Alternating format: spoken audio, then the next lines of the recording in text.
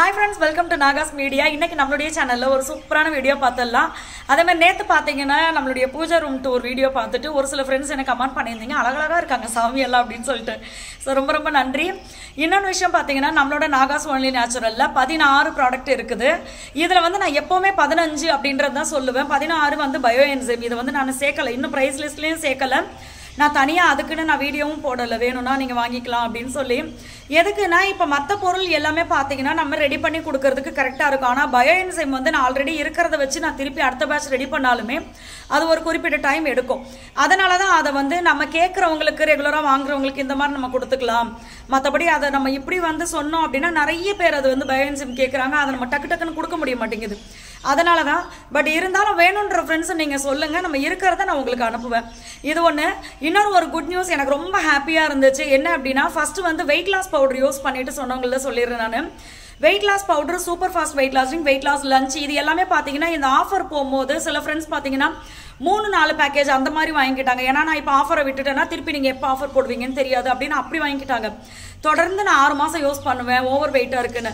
அதுல எனக்கு ஒரு சிஸ்டர் சொன்னது பாத்தீங்கன்னா நான் இதை கரெக்டா ஃபாலோ பண்ண எனக்கு வெயிட் குறையது மட்டும் இல்லாம என்னுடைய பீரியட் வந்து கரெக்டா ஆயிடுச்சு. 2 மாசத்துக்கு அப்புறமா பாத்தீங்கன்னா இப்ப வந்து கரெக்டா இருக்குது. எனக்கு பீரியட் வந்து டிலே ஆகாம வருது அப்படின்னு சொல்லியிருந்தாங்க. அது எனக்கு ரொம்ப ஹாப்பியா இருந்துச்சு. இன்னொரு சிஸ்டர் பாத்தீங்கன்னா அவங்க வந்து எனக்கு இங்க உங்களுடைய ப்ராடக்ட் கொஞ்சம் அனுப்புங்க. நான் யூஸ் பண்ணி பார்த்துட்டு எனக்கு ஓகே மனசுக்கு திருப்தியா இருந்துச்சுன்னா நான் வெளிநாட்டுக்கு போகும்போது நான் வாங்கிட்டு போறேன் அப்படின்னு சொல்லியிருந்தாங்க. ஆஸ்திரேலியாவே இங்க சொல்லியிருந்தாங்க அந்த சிஸ்டர். ஸோ அவங்க பாத்தீங்கன்னா இங்க யூஸ் பண்ணிட்டு கால்சியம் பவுடர் அவங்க யூஸ் பண்ணிட்டு எடுத்துட்டும் போனாங்க. அவங்க பொண்ணுக்காக என்ன விஷயம்னா எப்ப பார்த்தாலும் சோம்பேறித்தனமாவே இருக்க மாதிரியே இருக்கா. சின்ன பொண்ணு தான் ஆனா எனக்கு அங்க வலிக்குது இங்க வலிக்குதுன்னு சொல்லிட்டே இருக்கா. அது ரொம்ப சங்கடமா இருக்கு. இன்னொன்னு வந்து இர்ரெகுலர் பீரியடா இருக்குது. இப்பயே இப்படி இருந்துச்சுன்னா அவளுக்கு கல்யாணம் பண்ணதுக்கு அப்புறமா அவங்களுக்கு வந்து கொஞ்சம் வேற எதுலயாவது ப்ராப்ளம் வருமோ குழந்தை விஷயத்துல அப்படி பயமா இருக்கு சிஸ்டர் சொல்லியிருந்தாங்க. நான் சொன்னேன் இல்ல ஏற்கனவே நிறைய பேர் கால்சியம் பவுடர் யூஸ் பண்ணிட்டு பீரியட் வந்து நார்மல் ஆயிடுச்சுன்னு சொல்லியிருக்காங்க. ஸோ நீங்க தைரியமா யூஸ் பண்ணுங்க அப்படின்னு. இப்ப அவங்க நம்மளுக்கு சொன்னது பாத்தீங்கன்னா பீரியட் நார்மல் ஆயிடுச்சு. அதே மாதிரி என் பொண்ணு சும்மா இருக்கிறவ அவளே வந்து சொல்றா மம்மி நான் ஆக்டிவா இருக்க மாதிரி இருக்கு அப்படின்றாங்கன்னு சொல்லி. ஸோ அது வந்து எனக்கு ரொம்ப ஹாப்பியா இருந்துச்சு.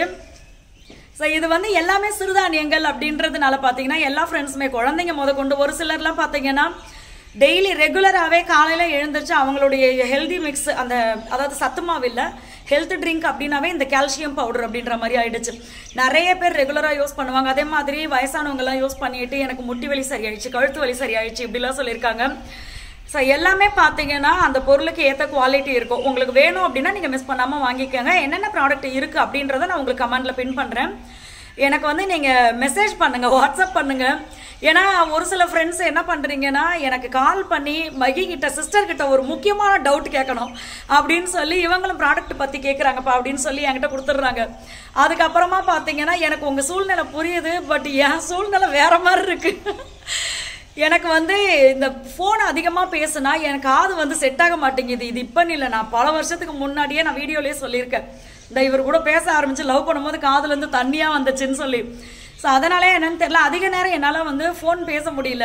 இதில் நிறைய ஃப்ரெண்ட்ஸ் வந்து இந்த ப்ராப்ளத்துக்கு சொல்யூஷன் சொல்லுங்க இதுக்கு சொல்யூஷன் சொல்லுங்க எனக்கு மனசு கஷ்டமா இருக்கு அப்படின்னு சொல்லி நிறைய ஃப்ரெண்ட்ஸ் பேசும்போது எனக்கு உங்க சூழ்நிலை புரியுது. நானும் அந்த மாதிரி சூழ்நிலை கடந்து வந்திருக்கேன். யாராவது நம்மளுக்கு ஆறுதல் சொன்னா நல்லா இருக்குமேலாம் நினைச்சிருக்கேன். பட் இப்போ வந்து நிறைய ஃபோன் கால்ஸ் வருதா பிசினஸ் சம்பந்தமா ஏகப்பட்ட ஃபோன் வருது. அப்ப ஒருத்தவங்க என்கிட்ட 1/2 மணி நேரம் 3/4 மணி நேரம் பேசும்போது என்ன ஆகுதுன்னா அவ்வளோ ஃபோனுமே மிஸ் ஆயிட்டு மெசேஜ் மூலியமா என்ன ஃபோன் பண்ணா உங்க ஃபோன் வந்து பிஸினே வருது ஃபோன் எடுக்க மாட்டீங்களா ரெஸ்பான்ஸ் பண்ண மாட்டீங்களா இந்த மாதிரிலாம் மெசேஜ் வருது. அதுக்கப்புறமா அவங்களுக்கு ஃபோன் அடிப்பேன் சிஸ்டர் சாரி சிஸ்டர் இன்னொரு சிஸ்டர் பேசிட்டு இருந்தாங்கன்னு. ஸோ அதனால தான் எதா இருந்தாலும் நீங்க எனக்கு வாட்ஸ்அப் பண்ணிட்டீங்கன்னா நல்லா இருக்கும். ப்ளீஸ் ரொம்ப ரிக்வஸ்டா கேட்டுக்கிறேன். இந்த பிசினஸ் சம்பந்தமா எனக்கு எல்லாமே நீங்க வாட்ஸ்அப் பண்ணுங்க சரிங்களா. எல்லா ஃப்ரெண்ட்ஸ்க்கும் ரொம்ப நன்றி. இத சொல்லணும்னே வந்து பாத்தீங்கன்னா ஹாய்னு ஒரு மெசேஜ் போட்டு தமிழ்நாடு ஹாய் ஃப்ரம் அப்படினு போட்டு உங்களுடைய ஊர் எதுவோ அத போட்டு அத கொடுத்துருங்க. ஏனா நீங்க ஹாய் மட்டும் போட்டுறீங்களா எந்த ஊர் மென்ஷன் பண்ணாதனால நம்ம வந்து தமிழ்நாடு ஒரு வீடியோல சொல்லிட்டே இருக்கேன். தமிழ்நாடு அதர் ஸ்டேட் ரெண்டு பிரைஸ் லிஸ்டும் போடுற மாதிரி இருக்கு. நீங்களும் கன்ஃபியூஷன் ஆயிருங்க. தமிழ்நாடுனா தமிழ்நாடுன்னு மென்ஷன் பண்ணுங்க. அதர் ஸ்டேட்னா அதர் ஸ்டேட் எந்த ஸ்டேட்டோ கேரளாவா கர்நாடகா மும்பை இந்த மாதிரி நார்த் இந்தியா அந்த மாதிரி ஏதாவது நீங்க மென்ஷன் பண்ணிருங்க. ஆமா ஓகே. இப்போ வந்து இந்த கேள்விக்குள்ள போயிடலாம். இது பாத்தீங்கன்னா நிறைய ஃப்ரெண்ட்ஸ் என்கிட்ட இந்த கேள்வியை வந்து திரும்ப கேட்குறாங்க. இதே குழப்பத்திலேயே நானும் இருந்திருக்கேன். கல்யாணம் ஆன புதுசுல இருந்திருக்கேன். அதனால இந்த இதுக்கு நான் பதில சொல்லிடுறேன்.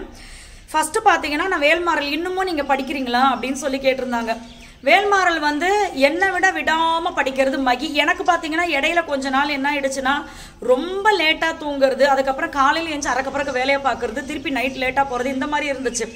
அதனால என்னை விட ஒரு நாள் கூட நிறுத்தல. மகி பாத்தீங்கன்னா ஒரு நாள் கூட நிறுத்தாம படிச்சுக்கிட்டே இருக்காரு வேல்மாறல். அதனால வந்து இத்தனை நாள்னு கணக்கு வைக்காம படிச்சுக்கிட்டே இருங்க. நான் இப்போ திருப்பி ரீஸ்டார்ட் பண்ணியாச்சு. இடையில வந்து சும்மா 1-2 நாள் விட்டுருப்போம். அதுவே எனக்கு மனசு ரொம்ப ஒரு மாதிரி இருந்துச்சு. இப்போ பார்த்தீங்கன்னா திருப்பி நம்ம பிரம்ம முகூர்த்த பூஜை தான் பண்ணிட்டு இருக்கோம். அடுத்தது பார்த்தீங்கன்னா இது வந்து நிறைய ஃப்ரெண்ட்ஸ் கேட்டிருந்தாங்க, பிள்ளைங்க எல்லாரையுமே ஸ்கூலுக்கு அனுப்பிட்டு பூஜை பண்ணலாமா, அப்போ கொஞ்சம் நிம்மதியாக இருக்குது, எல்லாரையும் அனுப்பியாச்சுப்பா அப்படின்னு கொஞ்சம் இதுவாக இருக்குது அப்படின்னு சொல்லியிருந்தீங்க. அந்த மாதிரி பண்ணலாம். நம்ம வந்து ஒரு சில விஷயம் எல்லாரையும் அனுப்பிச்சு பண்ணீங்கன்னா நீங்க அவசரமா பண்ணுவீங்க, டிவில சீரியல் வரும். இல்ல அததான் இப்ப சொல்ல வர்றேன். இப்ப நார்மலாவே பாத்தீங்கன்னா ஒரு கடையில ஆஃபர் போட்டாலோ இல்ல ஒரு சில விஷயங்கள் சொல்லும் போது பாத்தீங்கன்னா முதலில் வருபவருக்கே முன்னுரிமை அப்படின்னு சொல்லிலாம் கேள்விப்பட்டிருக்க பாத்தீங்களா. எல்லாத்துலயுமே அப்படிதான். இப்ப நம்ம காலையில வெள்ளனா எந்திரிச்சு பூஜை பண்றதுக்கு ஒரு மகத்துவம் இருக்கு, அந்த பிரம்ம முகூர்த்த நேரம் அப்படின்றதுக்கு ஒரு மகத்துவம் இருக்குது. நம்ம அதுக்கப்புறம் எல்லா வேலையும் முடிச்சுட்டு ஆசுவாசமா அப்புறமா உட்காந்து ரிலாக்ஸா பண்றது, அதாவது முக்கியத்துவம் கொடுக்கறத தான் நான் சொல்றேன். காலையில நம்மளுக்காக நம்ம பிள்ளை எந்திரிச்சு பூஜை பண்ணதுப்பா அப்படின்றது இருக்கு, எல்லா வேலையும் முடிச்சுட்டு சரி போய் இப்போ உட்காருவோம் அப்படின்றதுக்கும் இருக்கு. நான் அப்படி யோசிக்கிறேன். ஸோ அதனால 10 மணிக்கு மேல பிள்ளைங்களெல்லாம் அனுப்பிச்சிட்டு ஹஸ்பண்ட் எல்லாம் வேலைக்கு அனுப்பிச்சிட்டு நீங்க பண்றதுக்கு ஒரு அரை மணி நேரத்துக்கு முன்னாடி எந்திரிச்சு பூஜை பண்ணா இன்னும் சிறப்பு, ரொம்ப நல்லது. அதனால பிரம்ம முகூர்த்த நேரத்தில் எந்திரிச்சு பண்றதுக்கு ட்ரை பண்ணுங்க. பூஜை பண்ணிட்டு தூங்கலாமா அப்படின்னு சொல்லி ஒரு சில ஃப்ரெண்ட்ஸ் கேட்டிருந்தீங்க. பூஜை பண்ணிட்டு என்னை பொறுத்த வரைக்கும் பூஜையை பண்ணிட்டு உடனே எல்லாம் தூங்காதீங்க. அது வந்து நல்லா இருக்காது இல்ல. நம்ம வந்து நம்ம வீட்டுக்கு ஒருத்தவங்களை வாங்க வாங்க வாங்கன்னு கூப்பிட்டுட்டு வந்தவொடனே வீட்டில் உட்கார வச்சுட்டு நம்ம பாட்டுக்கு போய் நான் தூங்க போறேன் அப்படின்னா அவங்க எங்க பார்த்துட்டு நிற்பாங்க. நம்ம கூப்பிட்டோன்னா அவங்களுக்கான மரியாதையை நம்ம இது பண்ணணும். அதே மாதிரி பார்த்தீங்கன்னா நம்ம சோம்பேறித்தனத்தை தூக்கத்துல இருந்து எழுந்திருச்சு ஒரு நல்ல விஷயத்த செஞ்சுட்டு திருப்பி போய் அதையே தூங்க போனா அதுக்கு வந்து ஒரு என்ன சொல்றது பெரிய பெனிஃபிட் ஒன்றும் இருக்காது என்னை பொறுத்த வரைக்கும். திருப்பி போய் தூங்காதீங்க. அதனால பூஜை பண்ணிட்டு தூங்கலாமான்னா தூங்காதீங்க. மத்தியானம் காலையில பூஜை பண்றீங்கன்னா மத்தியானத்துக்கு அப்புறம் ஒரு மணிக்கு நீங்க ரெஸ்ட் எடுக்கிறதுனா தாராளமாக எடுத்துக்கோங்க. அதுக்கப்புறமா பார்த்தீங்கன்னா குளிக்காம விளக்கேற்றலாமா அப்படின்னு சொல்லி கேட்குறீங்க.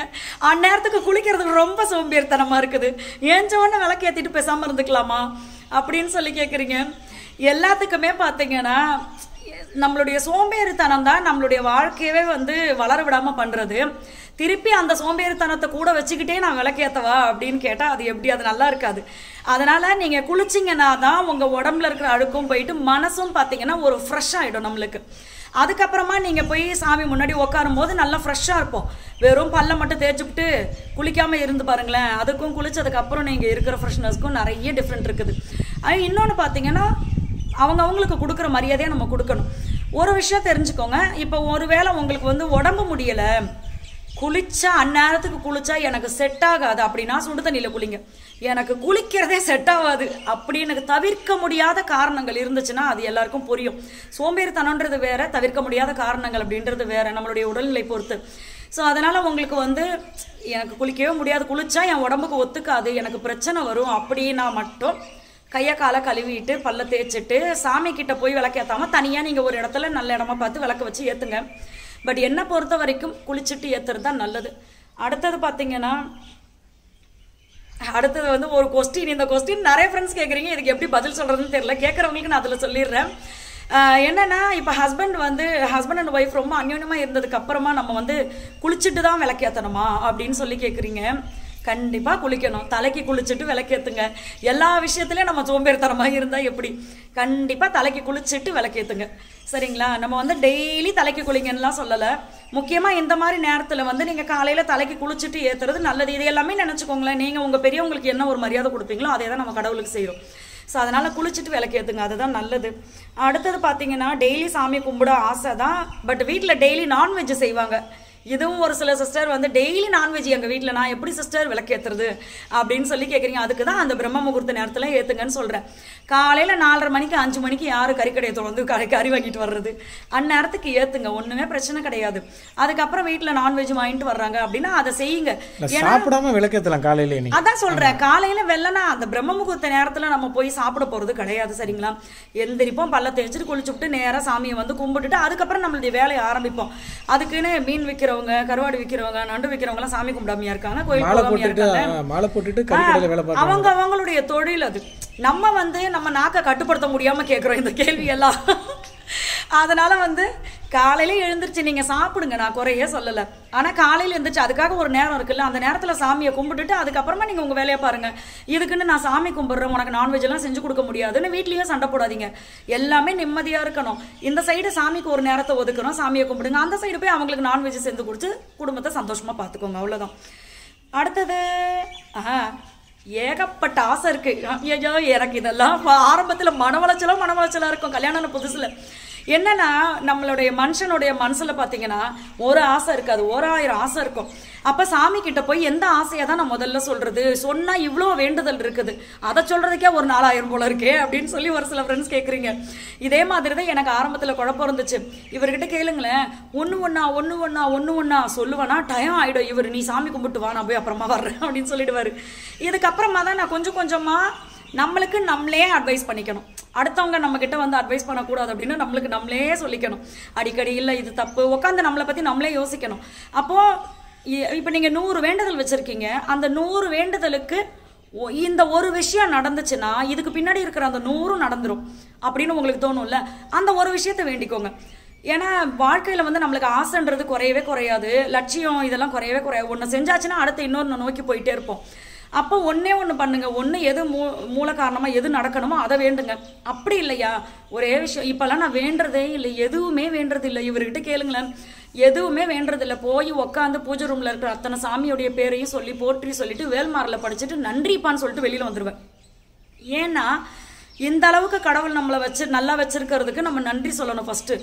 இதுவும் பத்தலை, எனக்கு இன்னும் கொடுன்னு கேட்டால் கொடுத்ததுக்கு முதல்ல நன்றி சொல்லுவோம். அதுக்கப்புறம் அவரே கொடுப்பாரு. அடுத்து இந்த பிள்ளை வந்து நன்றி உள்ள பிள்ளையா இருக்கு, அடுத்து இன்னொன்று கொடுப்பாரு.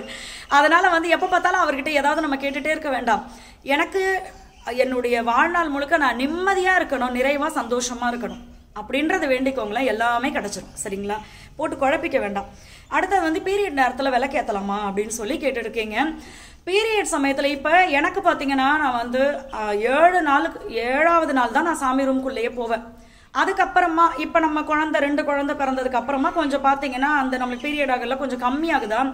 அப்போ இப்போ நான் 6வது நாள் 5 நாள் பூஜை ரூம்குள்ளே போவே மாட்டேன். 6வது நாள் குளிச்சுட்டு பூஜை ரூம்குள்ளே போவேன். பட் என்கிட்ட பேசும்போதே ஒரு சில ஃப்ரெண்ட்ஸ் எல்லாம் என்ன சொல்றீங்கன்னா, நான் 3 நாள் தான் தள்ளி இருப்பேன், 4வது நாள் நான் பூஜை ரூம்குள்ளே போயிடுவேன். ஒரு சில ஃப்ரெண்ட்ஸ் 3வது நாளே 1 2 விட்டுட்டு 3வது நாளே நான் பூஜை ரூம்குள்ளே போயிடுவேன். பீரியட் ஆகும் தான், பட் அதை நான் பெருசாக எடுத்துக்க மாட்டேன் அப்படின்னு சொல்லி எனக்கே ஒரு சில பெரியவங்கெல்லாம் சொல்லியிருக்காங்க. எனக்கு கல்யாணத்துக்கு முன்னாடியே சொல்லியிருக்காங்க.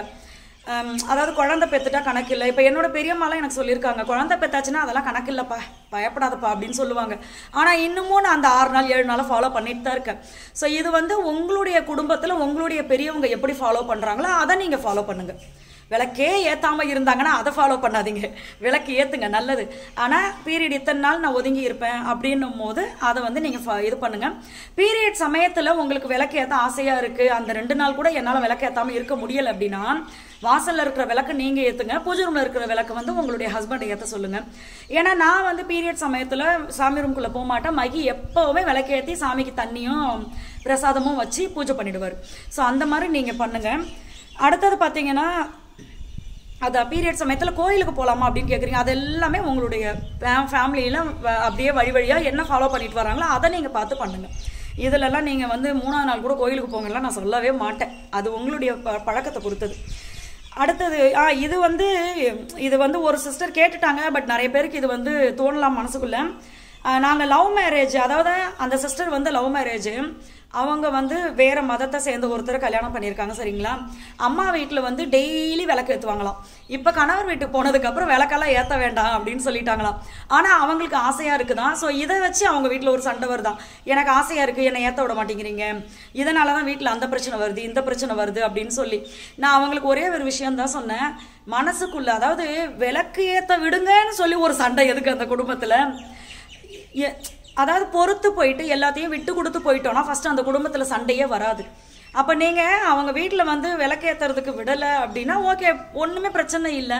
விளக்கேற்றினாதான் அந்த கடவுள் நம்மளுக்கு வந்து உதவி பண்ணுவார், நல்லது பண்ணுவார் அப்படின்றதெல்லாம் கிடையாது. அது ஒரு மன திருப்தி. சரிங்களா, நம்ம மனசு வந்து ரொம்ப குழப்பத்தில் நம்ம இருக்கோம் அப்படின்னா அந்த நேரத்தில் விளக்கேற்றி அந்த ஒளியை பார்த்து அப்படியே அமைதியாக உட்காரும் போது கண்டிப்பாக ஒரு ரிலாக்ஸ் கிடைக்கும். ஸோ அதுக்காக நம்ம சொல்கிறோம், அவங்களுடைய மனசை பொறுத்தது. ஆனால் இதை வச்சு குடும்பத்தில் ஒரு சண்டை வருது அப்படின்னா அது ஏன் நீங்கள் செய்கிறீங்க? அப்படி சண்டை போட்டு நீங்கள் செய்ய தேவையில்லை. என்னை பொறுத்த வரைக்கும் எல்லா கடவுளும் ஒன்று தான். நீங்கள் மனசளவில் உட்காந்து உங்கள் கணவர் வீட்டு கடவுளை நீங்கள் கும்பிட்டாலும் சரி, உங்களுடைய கடவுளை கும்பிட்டாலும் சரி, 2 பேரையுமே நினைங்களேன். பேசாமல் காலையில் எழுந்திரிச்சு சாமி கும்பிட ஆசையாக இருக்கா, அவங்களுக்கு வந்து பெல் அடிக்கிறது விளக்கேற்றுறது பிடிக்கலன்னு சொல்கிறாங்களா, ஒன்றுமே பிரச்சனை இல்லை, சரி விடுங்க, உங்களுக்கு பிடிக்கலன்னா நான் செய்யலை. காலையில் வெள்ளனா எந்திரிங்க, பிரம்ம முகூர்த்த நேரத்தில் எந்திரிங்க, எந்திரிச்சு குளிச்சுட்டு பல்ல விளக்கிட்டு அமைதியாக ஒரு இடத்துல உட்காந்து கண்ணை மூடி உங்களுக்கு எந்த கடவுளை பிடிக்குதோ இல்லை உங்களுக்கு குலதெய்வத்தை நினச்சி அப்படியே அமைதியாக அவர் கூட மனசளவில் அப்படியே பேசுங்க. கண்ணை திறந்து பாருங்களேன், உங்களுக்கு வேண்டியதெல்லாம் கிடைச்ச ஒரு சந்தோஷம் கிடைக்கும். ஸோ அதனால் வந்து எந்த ஒரு விஷயத்த வீட்டில் இருக்கிறவங்க மெஜாரிட்டி அதிகமாக செய்ய வேண்டாம்னு சொல்கிறாங்களோ அந்த விஷயத்த செய்யாதீங்க, பிரச்சனை முடிஞ்சுது. இதை வச்சு ஒரு சண்டையை போட்டுக்காதீங்க. அதை தான் நான் சொல்லுவேன். குடும்பத்தில் நிம்மதிக்கு எது வேணுமோ அதை மட்டும் செய்யுங்க. நல்ல விஷயத்த அவங்க செய்ய வேண்டாம்னு சொல்கிறாங்க அப்படின்னா சரி ஓகே, அது இன்னொரு நாள் பார்த்துக்கலாம், கடவுளே அதை செய்யறதுக்கான வாய்ப்பு நீ கொடுப்பா, வெயிட் பண்ணுறேன் அப்படின்னு சொல்லிடுங்க. அவ்வளோதான். ஸோ இந்த மாதிரி கேள்விகள் தான் எனக்கு நிறைய ஃப்ரெண்ட்ஸ் கேட்டுகிட்டே இருந்தீங்க. அதனால தான் இன்னும் ஒரு சில விஷயங்கள் என்னென்னா, இது வந்து நான் ஏற்கனவே சொல்லியிருக்கேன், டெய்லியுமே பிரசாதம் அப்படின்னா அது வந்து சக்கரை பொங்கலாம், புளியோதரை இந்த மாதிரி பெருசாக செஞ்சு தான் வைக்கணுமா அப்படின்னு சொல்லியும் ஒரு சில ஃப்ரெண்ட்ஸ் கேட்குறீங்க. கற்கண்டு தான் நாங்கள் எப்போவுமே வாங்கி வச்சுக்குவோம். அப்படி இல்லைன்னா நாட்டு சக்கரை ரொம்ப பெஸ்ட்டு. அப்படி இல்லைன்னா ஒரு அச்சு வெல்லம், ஏதோ ஒரு வெல்லம், மண்டை வெல்லமோ அச்சு வெல்லமோ ஏதோ ஒன்று வாங்கி துருவிடுங்க. இந்த தோல் சீவரலாம் அதை வச்சு துருவி அழகாக ஒரு டப்பாவில் போட்டு டைட்டாக மூடி வச்சுருங்க. அதுலேருந்து ஒரு இவ்வளோண்டு கொஞ்சம் ஊண்டு எடுத்து வைங்க. அப்போது இதை மறுநாள் நீங்கள் இன்னொரு பிரசாதம் வேறு மாற்றி வைக்கும்போது இதை எடுத்து நீங்கள் போடும்போது அழகாக எறும்பெல்லாம் தூக்கின்னு போயிடும் சூப்பராக. ஸோ இந்த மாதிரி பண்ணுங்க. டெய்லி நீங்கள் மெனக்கட்டு வச்சிங்கன்னா ஒரு வாரம் செய்வீங்க, அடுத்த நாள் செய்ய மாட்டீங்க. இதை வேற வச்சுக்கிட்டு அப்படி தோணும். எது ரிலாக்ஸாக எது ஈஸியாக செய்ய முடியுதோ அப்படி செய்யுங்க. வாழ்நாள் முழுக்க நம்ம அதை ஃபாலோ பண்ணுவோம். ஸோ இதுதான் நீங்கள் கேட்ட கேள்வி. இதுக்கு நான் கரெக்டாக பதில் சொல்லிட்டேன். ஸோ வேறு ஏதாவது கேள்வி இருந்தால் இன்னொரு நாள் சொல்கிறேன் நான். அது வந்து நீங்கள் எனக்கு வாட்ஸ்அப் மட்டும் பண்ணுங்கள். ஸோ எல்லா ஃப்ரெண்ட்ஸுக்குமே ரொம்ப நன்றி. மறக்காமல் நம்மளுடைய நாகாசொல்லி நேச்சுரலில் இருக்கிற ப்ராடக்ட் எல்லாமே நான் லிஸ்ட் கொடுக்குறேன். அதை மறக்காமல் பாருங்கள். என்னென்ன ப்ராடக்ட் வேணுமோ எனக்கு டீட்டெயில் கேளுங்க, நான் உங்களுக்கு வாட்ஸ்அப் பண்ணுறேன். எல்லா ஃப்ரெண்ட்ஸுக்குமே ரொம்ப நன்றி. பாய்.